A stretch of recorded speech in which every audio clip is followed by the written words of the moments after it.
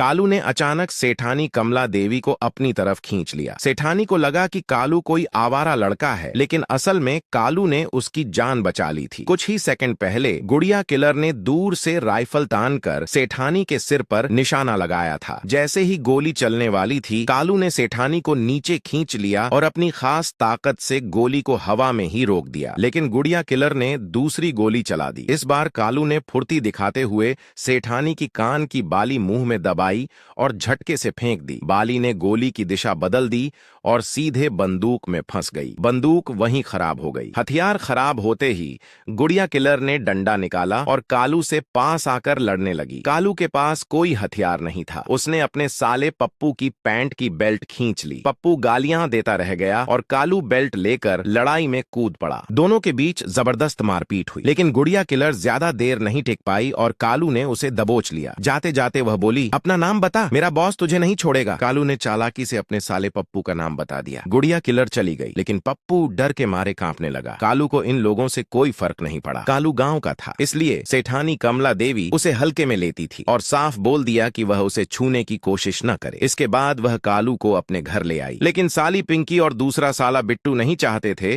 कि कालू घर में रहे। दोनों ने मिलकर एक चाल चली। पिंकी जमीन पर गिरकर बेहोश होने का नाटक करने लगी। सेठानी आई और पूछा, क्या हुआ? बिट्टू ने झूठ बोला कि अचानक गिर गई। पप्पू बोला, अगर कालू ने इलाज नहीं किया तो इसे घर से निकाल दो। कालू ने नब्ज देखी और तुरंत समझ गया कि सब नाटक है। अब उसने भी चाल चली। उसने कहा कि बीमारी बहुत गंभीर है और बिना इलाज जान भी जा सकती है। सब घबरा गए। कालू बोला कि उसके पास देसी इलाज है, लेकिन उसके लिए कुंवारे का पेशाब चाहिए। यह सुनते ही पिंकी की हालत खराब हो गई। पप्पू और बिट्टू ने कहा कि वे कुंवारे नहीं हैं। जब सेठानी से पूछा गया तो उसने मना कर दिया। तब कालू बोला कि उसे खुद ही यह काम करना पड़ेगा। सब समझ गए कि कालू ने उन्हें फंसा लिया है। इसके बाद घर में बहस शुरू हो गई। कोई कालू को घर जमाई कह रहा था, कोई बेकार बता रहा था। कालू भी चुप नहीं रहा और सबको जवाब दे दिया। तभी ठाकुर दयानंद आ गए और सबको डांटकर चुप कराया। उन्होंने कहा कि अब घर की जिम्मेदारी सोनम को संभालनी होगी। तभी हमले की बात सामने आई और सब डर गए कि दुश्मन पीछा नहीं छोड़ेगा। ठाकुर दयानंद ने साफ कहा कि उन्हें हटाना आसान नहीं है। तभी बंटी आगे आया और बोला कि उसने बहुत महंगा पुराना जिनसेंग खरीदा है, जिससे ठाकुर दयानंद ठीक हो जाएंगे। ठाकुर खुश हुए, लेकिन किसी ने ताना मारते हुए कहा कि इतनी महंगी चीज सूखी मूली जैसी लगती है।